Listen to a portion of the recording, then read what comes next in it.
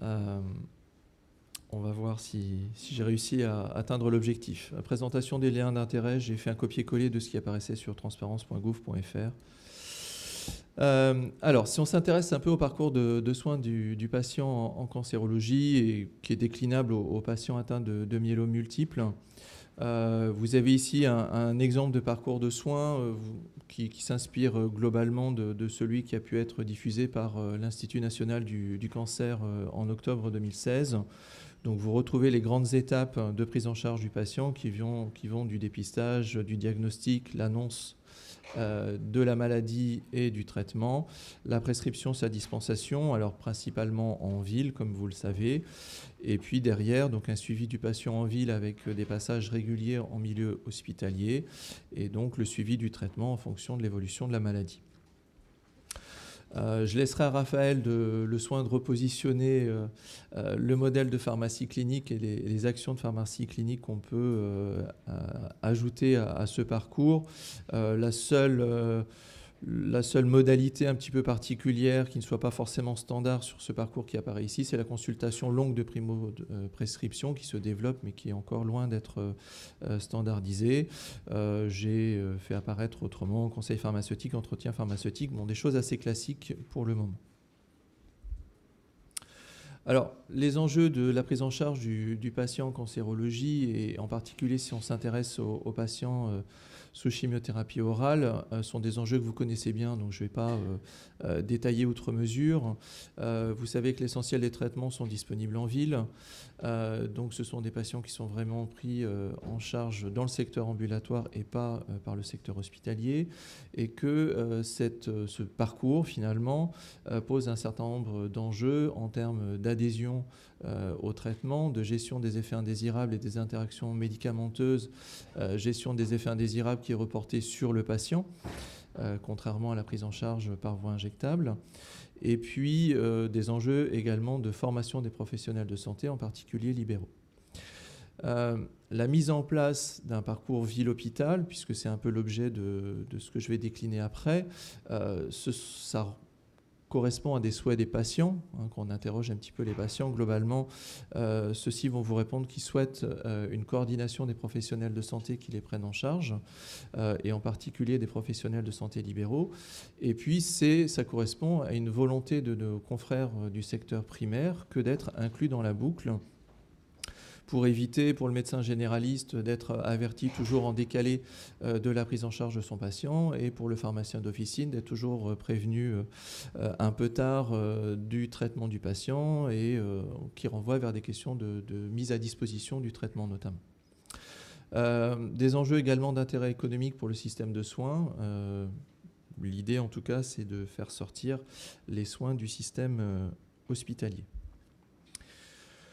Alors, exemple de parcours, donc je ne vais pas redétailler X parcours, je vous parlerai un tout petit peu de celui que je connais bien, qui est celui qui a été mis en place en Normandie, mais si vous avez assisté à la journée CFPC l'année dernière, Catherine Rioufol a fait une très belle présentation du dispositif qui existe en Rhône-Alpes, donc le dispositif Oncoral.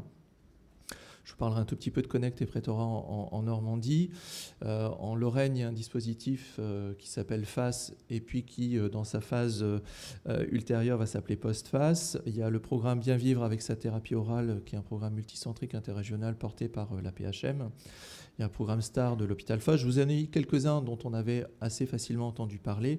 Bien entendu, c'est une liste qui n'est pas du tout exhaustive. Il y a tout un tas d'initiatives qui sont portées par des CHU, par des CLCC, d'autres centres hospitaliers. Donc, ne vous sentez pas atteint si vous n'apparaissez pas sur cette diapositive. Bien entendu, on pourra échanger tout à l'heure. Alors, si je vous parle un tout petit peu d'un des exemples de parcours qui ont pu être mis en place, je vais vous parler de Connect. Qui est donc un programme qui au départ est né d'une réponse à un appel à projet de l'Institut national du cancer en 2014, qui était la promotion de l'ETP sur le champ des chimiothérapies orales, avec des enjeux en termes de formation des professionnels de santé essentiellement libéraux, et puis de mise à disposition d'un programme d'ETP régional. Cet appel à projet de l'INCa, il rentrait dans le cadre du 3e plan cancer et d'un certain nombre de mesures liées aux chimiothérapies orales et à l'éducation thérapeutique. Ce programme Connect, il a été piloté par de nombreux acteurs. Donc, vous retrouvez le Centre Henri Becquerel, mais aussi l'ARS, l'IREPS, l'OMEDIT, les URPS, sociétés savantes, représentants des usagers, l'ordre des pharmaciens. Donc, une multitude d'acteurs et on verra, pour moi, c'est un des éléments importants dans la conduite d'un projet de ce type-là. Connect en termes d'organisation territoriale, c'est sur l'ex-Haute-Normandie. Vous savez que maintenant, les deux Haute et Basse ont fusionné depuis 2016.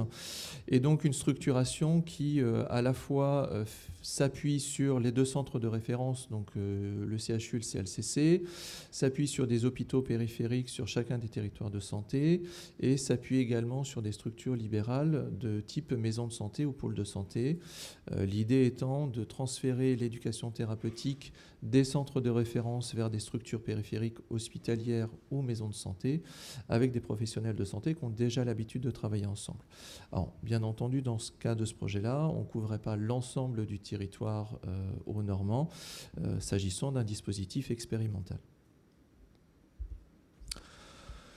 L'idée de Connect, ça a été de former des professionnels de santé et de créer un maillage de professionnels de santé sur le territoire. Donc on a, sur chacun des territoires de santé, identifié des professionnels de santé qui souhaitaient s'impliquer, essentiellement des professionnels de santé libéraux, mais aussi des hospitaliers de centres périphériques. Et donc l'ensemble de ces professionnels, donc 80, ont été sensibilisés à l'éducation thérapeutique et sensibilisés aux chimiothérapies orales. Dans un deuxième temps, à partir de ces 80 professionnels de santé, on en a identifié 20 qui souhaitaient s'impliquer plus dans la démarche, et ceux-ci ont été formés aux 40 heures d'éducation thérapeutique. Ces professionnels ont permis de créer un maillage sur le territoire et derrière ont permis de travailler sur la conception d'un programme de TP ville-hôpital à l'échelle de la région qui permettait de transférer le programme de TP du centre de référence vers le territoire haut-normand. Voilà. Donc ça, c'était l'organisation de Connect. C'était un exemple de parcours. Alors si on essaie de prendre un petit peu de hauteur, et c'était justement l'objet du topo, est-ce que finalement ces parcours ont des organisations différentes? Alors oui, spontanément, quand on regarde un petit peu leur structuration, l'approche des programmes, elle peut varier. On a des programmes qui vont être sur un suivi rapproché des patients et qui vont s'appuyer essentiellement sur des plateformes téléphoniques. Alors ces plateformes téléphoniques, soit elles sont internalisées à la structure hospitalière, donc c'est une infirmière généralement qui va appeler le patient, ou bien ça peut être des plateformes téléphoniques qui sont externalisées, qui vont faire appel à un prestataire. On peut avoir des actions d'accompagnement, donc des rencontres avec les patients pour s'assurer de la bonne prise du traitement, la gestion des effets indésirables. On a des approches qui vont essentiellement s'appuyer sur les consultations pharmaceutiques. Donc là, implication forte du pharmacien hospitalier. Et ces consultations pharmaceutiques, elles peuvent être ou non intégrées à un dispositif de consultation tripartite, donc le dispositif des primo-prescriptions de chimiothérapie orale. Et puis, on peut avoir une approche qui est celle de l'éducation thérapeutique. Et donc là, on rentre vraiment dans le cadre d'un programme. Le point de départ peut également varier selon les parcours initiés. Donc, on peut avoir un point de départ qui va être une démarche de conciliation médicamenteuse de sortie. Et de là, on rencontre le patient et on déroule un certain nombre d'actions. Ça peut être les consultations pharmaceutiques que je viens d'évoquer ou les séances d'éducation thérapeutique. Donc, la porte d'entrée peut également changer. Les professionnels impliqués sont également variables dans ces différents parcours. On en a un certain nombre qui s'appuient essentiellement sur des infirmières, donc des infirmières de coordination ou des infirmières pivots, donc qui vont vraiment faire le lien entre la ville et l'hôpital. Quand on a des consultations pharmaceutiques ou des consultations tripartites qui sont en place, on peut avoir une implication du pharmacien, alors pharmacien hospitalier, mais pharmacien d'officine également. Et puis, en particulier sur les approches de TP, on peut avoir une équipe pluriprofessionnelle qui est vraiment en place et qui donc va prendre en charge le patient sur différents temps. Les actions menées et les thèmes abordés avec les patients peuvent également varier selon les programmes. En termes d'actions menées, selon qu'on s'inscrit en éducation thérapeutique ou en consultation pharmaceutique, on voit bien que l'action d'analyse pharmaceutique va être plus ou moins poussée. On peut avoir ou non de la conciliation, un bilan de médication, un plan pharmaceutique personnalisé qui seront proposés aux patients. Et puis, si on s'intéresse au thème, bon, généralement, on va retrouver un socle commun qui est celui de la planification du traitement, de la gestion des effets indésirables. Mais dans les programmes d'éducation thérapeutique, on va pouvoir aussi évoluer vers le vécu de la maladie, la prise en charge nutritionnelle, l'activité physique adaptée, les droits des patients et le retour à la vie professionnelle. Je vous invite par rapport à ça à lire cet article d'une enquête qui a été coordonnée par Régine Chevrier, qui est parue dans le Bulletin du cancer en 2017, qui comparait, alors c'est une enquête auprès des CLCC, mais globalement c'est assez extrapolable sur les autres structures hospitalières, qui s'intéressait aux actions menées et aux thèmes entre les centres qui avaient mis en place des dispositifs d'éducation thérapeutique et ceux qui avaient mis en place des consultations pharmaceutiques. Ce qui est intéressant, c'est de voir quand même les deux différences d'approche. La principale différence entre l'ETP et les consultations pharmaceutiques en termes de mise en œuvre d'activités pédagogiques, c'est que globalement l'ETP s'appuie beaucoup plus sur des outils et des animations pédagogiques. C'est un peu l'esprit de l'ETP par définition. Sinon, pour les autres éléments, on n'a pas de grande différence.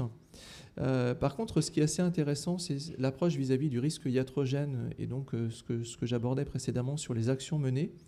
On voit que globalement, en ce qui concerne l'analyse pharmaceutique, l'intégration du traitement personnel, des médecines alternatives et complémentaires, dans les consultations pharmaceutiques, on va être plus exhaustif sur ces éléments-là, alors que finalement, dans les séances d'ETP, on sera peut-être un petit peu moins... on ira peut-être un petit peu moins sur ces champs-là. Et c'est assez intéressant en termes de différence d'approche, de dispositifs. Alors si on continue sur les différences d'organisation de ces différentes initiatives, l'utilisation ou non d'outils numériques. Alors on a un certain nombre d'expériences qui continuent à s'appuyer sur le téléphone fax, alors avec tous les enjeux de confidentialité que vous connaissez bien, mais qui restent néanmoins des supports encore extrêmement rencontrés, à des parcours qui vont utiliser des outils de coordination régionaux lorsque ces régions ont fait l'objet d'un territoire de santé numérique, d'une expérimentation de territoire santé numérique, et donc bénéficient de ce qu'on appelle les PTA, donc les plateformes territoriales d'appui. Et puis, eh bien, en situation intermédiaire, on va retrouver les messageries sécurisées, donc essentiellement la MS Santé, ou bien Picrypt quand on parle d'échanges avec les médecins. En termes de contenu, c'est pareil, on a des différences entre ces différents parcours avec des choses assez classiques de type fiche papier, recto verso d'information, soit apportées par les réseaux de cancérologie, par les OMEDIT ou bien sociétés savantes comme la SFPO. On peut avoir de la mise à disposition de contenu lors de réunions présentielles entre les professionnels de santé hospitaliers et libéraux, éventuellement la mise en place de visioconférences de formation des professionnels de santé libéraux pour éviter justement les déplacements. Vous avez un certain nombre de vidéos de formation qui existent, notamment avec le dispositif oncolien, et puis vous avez certains parcours qui ont carrément mis en place des e-learning d'éducation thérapeutique, mais aussi de formation sur le champ des chimiothérapies orales. Ces parcours peuvent aussi avoir des différences en termes de périmètre, avec un territoire qui va rester sur la région ou éventuellement qui va s'étendre pour avoir une envergure interrégionale, et typiquement le programme de la PHM. Et puis je vous l'ai mis en filigrane, un financement plus ou moins pérenne de ces différents parcours. Alors c'était comment s'en inspirer, le titre de cette présentation, donc essayer de dégager ce qu'on pourrait appeler des facteurs clés de succès. Donc après voilà, c'est une expression assez personnelle. Je pense que le pilotage du projet est un élément extrêmement important, et notamment la mise en place d'un comité de pilotage qui va vraiment s'appuyer sur des acteurs clés qui vont être moteurs ou au moins être des acteurs qui ne bloqueront pas le projet, et donc d'impliquer l'agence régionale de santé, d'impliquer les réseaux régionaux de cancérologie, ça c'est primordial. Et puis dès lors qu'on expérimente avec les professionnels de santé libéraux, eh bien d'impliquer les unions régionales des professionnels de santé, pharmaciens, mais aussi médecins et infirmiers, et puis l'ordre. Et puis impliquer des représentants des usagers, c'est quelque chose qui est au-delà des attentes extrêmement important dans la conduite d'un projet. Un élément important également, c'est la possibilité dans ces expérimentations d'avoir un accompagnement et une gestion de projet. Ça facilite grandement le déploiement. Ces parcours, généralement, ont été d'autant plus favorisés qu'il existait des démarches précurseurs de consultation pharmaceutique, d'éducation thérapeutique. Alors pas forcément sur le champ de la cancérologie, hein, ça peut être sur le champ du diabète notamment, et en particulier dans le cadre du secteur libéral, quand vous avez des professionnels de santé libéraux qui ont déjà l'habitude de faire de l'ETP dans le diabète, dans l'asthme, et bien quand vous arrivez avec un programme sur la cancérologie, c'est quelque chose qui en favorise l'adoption. La co-construction, c'est aussi également un élément extrêmement important. Éviter d'arriver avec un programme tout ficelé qu'on impose. Donc c'est une co-construction entre les professionnels de santé hospitaliers et libéraux. Cette co-construction, au-delà de permettre à chacun de s'exprimer, elle permet aussi de créer une dynamique de territoire, de faire du lien, d'apprendre à se connaître. Et ça, c'est aussi quelque chose qui est extrêmement important. Et ce travail collaboratif, il se fait à la fois sur le contenu, mais aussi sur l'organisation. Donc savoir finalement qui est responsable de quoi et finalement comment on va articuler le parcours du patient entre la ville et l'hôpital. Communication large, souvent on sous-estime la communication, on attend finalement d'être assez avancé pour communiquer. Il faut commencer à communiquer très tôt, ça permet de sensibiliser les uns et les autres. La formation, c'était l'objet des différents appels à projets de l'INCa, mais c'est un élément qui est extrêmement important. Donc sur la formation des acteurs et en particulier des professionnels de santé libéraux. Et puis le financement, on y reviendra, c'est un élément déterminant. Financement de la formation en termes de dispensation de la formation, mais aussi de dédommagement des professionnels qui vont assister aux formations. Financement de la mise en œuvre et de la coordination de ces projets, très clairement, c'est fondamental. Et puis la mutualisation des moyens. Dans les difficultés rencontrées, liste non exhaustive, mais des difficultés en termes de coordination des acteurs, donc l'absence de temps dédié de coordination, que ce soit pour les hospitaliers comme pour les libéraux, c'est généralement un élément qui est extrêmement défavorable pour le déploiement d'un projet de parcours ville-hôpital. Et puis, vous le savez tous, la diffusion limitée des outils d'échange. Hein, on parle beaucoup de la MS Santé, mais concrètement, quand vous vous intéressez à savoir si vos interlocuteurs ont une adresse MS Santé, c'est déjà plus difficile. Et puis, les plateformes territoriales d'appui qui se développent, mais qui restent encore peu nombreuses. La pérennité du financement, parce que beaucoup de ces parcours finalement ont été initiés dans le cadre d'expérimentation, donc avec un financement qui court pendant 1 an, 2 ans, 3 ans, mais après une vraie difficulté pour poursuivre. Et puis pour les structures qui ont fait le choix des programmes d'ETP, clairement c'est une lourdeur administrative sur l'évaluation quadriennale des dossiers, sur le renouvellement des programmes et éventuellement la question de se poser de est-ce que finalement l'ETP c'est vraiment la meilleure approche vis-à-vis d'un parcours patient sous chimiothérapie orale. Alors quelques éléments de transférabilité qu'on pourrait identifier sur ces parcours, la volonté et l'engagement des personnes. Ça semble évident, mais de réussir à avoir l'engagement de la direction de la structure pilote sur ce type de projet, c'est primordial. Et le soutien institutionnel de l'ARS, généralement, c'est un élément extrêmement favorable. La logique de territoire, pouvoir diffuser le programme sur l'ensemble du territoire, c'est également quelque chose qu'il faut essayer de chercher. Le financement des professionnels de santé libéraux, en l'absence de modèle économique, généralement c'est voué à l'échec ce type de dispositif.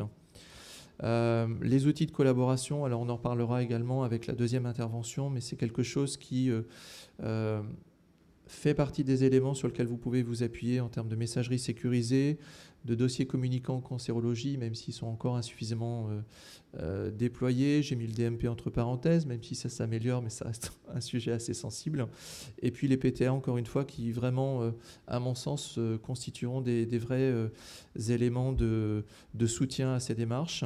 Et puis inscrire systématiquement ces parcours dans le cadre d'une évaluation et d'une valorisation. Qui permet derrière de pouvoir aussi pérenniser les financements. Alors en conclusion, beaucoup d'initiatives qui sont clairement en lien avec les attentes du plan cancer et de nos tutelles, avec une évolution qui va être clairement nécessaire du modèle économique. Je ne l'ai pas trop détaillé, mais vous avez un certain nombre de dispositifs qui se sont appuyés sur des tarifications d'hôpital de jour. Donc ça, ce sont des choses qu'on ne peut plus faire. La mise en place des missions d'intérêt général de primo-prescription de chimiothérapie orale qui rémunèrent en partie les professionnels, mais sans doute insuffisamment au regard de la lourdeur de ces parcours. Donc clairement, un modèle économique qui reste encore à identifier. Probablement un besoin de mutualisation de l'ensemble de ces initiatives en termes de partage de contenu au niveau national. Ce serait quelque chose d'extrêmement intéressant, savoir après qui peut porter ce type de portage, mutualisation du modèle, et ça je renverrai à la présentation de Raphaël. Et puis on a vu que les outils de communication étaient un élément extrêmement important, et ça va me permettre de faire le lien avec l'intervention de Sophie. Je vous remercie.